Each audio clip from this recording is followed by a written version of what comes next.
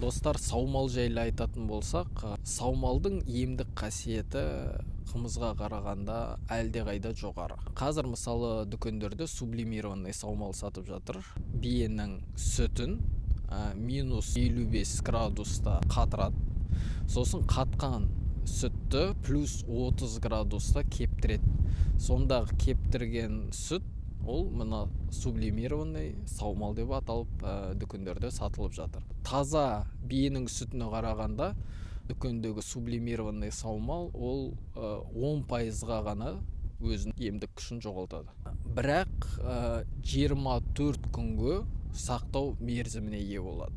Ал мысалы таза биенің сүтін алатын болсақ, оның емдік қасиеті әлдеқайда жоғары және активді түрде бір аурудан емдеуге көмектеседі. Бірақ оны 1-2 сағат қана сақтауға болады.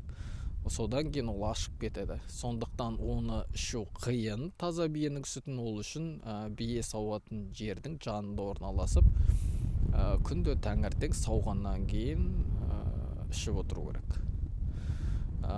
Сондықтан қазір көптеген адамдар сублимированный саумалды қолданады.